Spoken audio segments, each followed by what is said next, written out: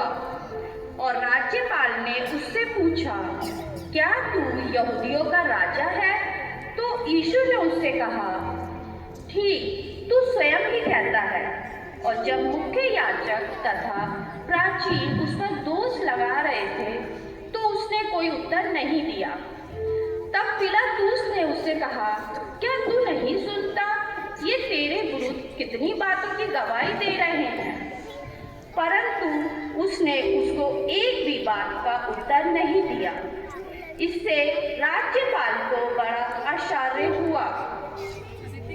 तब राज्यपाल ने उत्तर दिया, इन दोनों में से किसको चाहते हो कि मैं तुम्हारे लिए छोड़ दूं?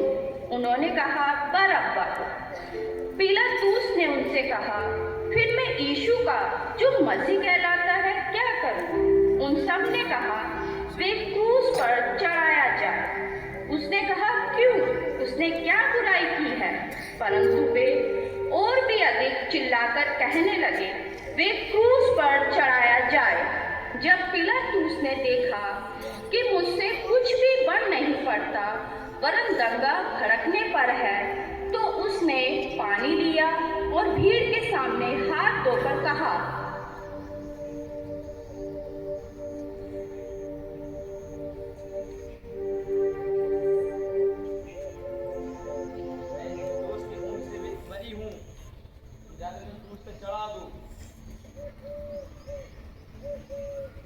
फिर उसने भीड़ के सामने हाथ धोकर कहा, मैं इस मनुष्य के लहू से निर्दोष हूँ, तुम ही जानो।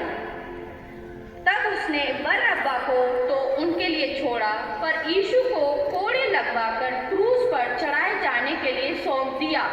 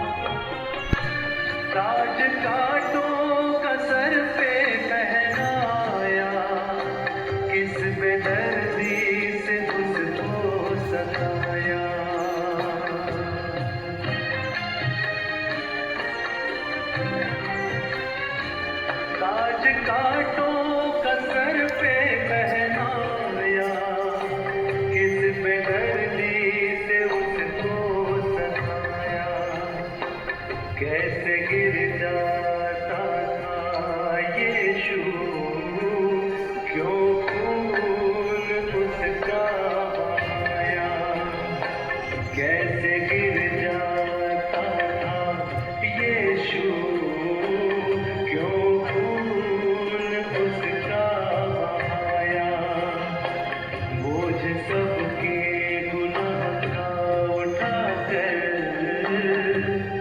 वो लिए जा रहा है।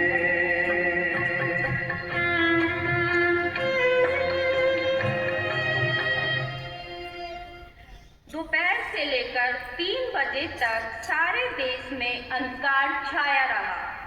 3 बजे के लगभग यीशु ऊंची आवाज से चिल्लाया, एली एली लमा सबक्तनी, अर्थात हे मेरे परमेश्वर तूने मुझे क्यों छोड़ दिया। वहां खड़े हुओं में से कुछ ने ये सुनकर कहा, ये मनुष्य एलिया को पुकार रहा है। उनमें से एक ने तुरंत दौड़कर स्पंज को सिरके में डुबोया और सर कंधे पर रखकर उसे चूसने को दिया। परंतु शेष लोगों ने कहा, देखें एलिया उसे बचाने के लिए आता है या नहीं। तब यीशु ने फिर ऊंची आवाज से चिल्लाकर प्राण त्याग दिया। परंतु सैनिकों में से एक ने भाले से उसका पंजर बेधा और तुरंत उसमें से लहू और पानी बह निकला। जिसने ये देखा कि उसने इसकी साक्षी दी है।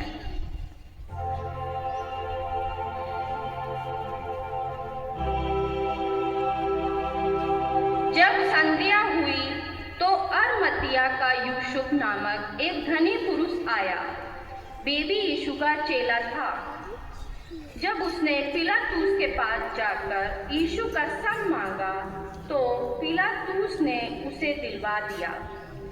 तब यूसुफ ने सबको ले जाकर स्वच्छ मलमल के कपड़े में लपेटा तथा उसे अपनी नई कब्र में रखा जो उसने चट्टान में खुदवाई थी। फिर एक भारी पत्थर को कब्र के द्वार पर लुढ़का कर वे चला गया। सबत के बीतने पर सप्ताह के पहले दिन को फटते ही मरियम मगदलीनी और दूसरी मरियम कब्र को देखने आई और देखो एक बहुत ही भारी भूकंप हुआ, क्योंकि परमेश्वर का एक दूत स्वर्ग से उतर कर आया और पत्थर को अलग लुढ़का कर उस पर बैठ गया और उसका स्वरूप बिजली का सा और उसके वस्त्र हिम के समान श्वेत थे। स्वर्गदूत ने स्त्रियों से कहा, डरो मत, क्योंकि मैं जानता हूँ कि तुम यीशु को जिसे क्रूस पर चढ़ाया गया था ढूंढ रही हो। वे यहाँ नहीं हैं, क्योंकि वे अपने कहने के अनुसार जी उठा है।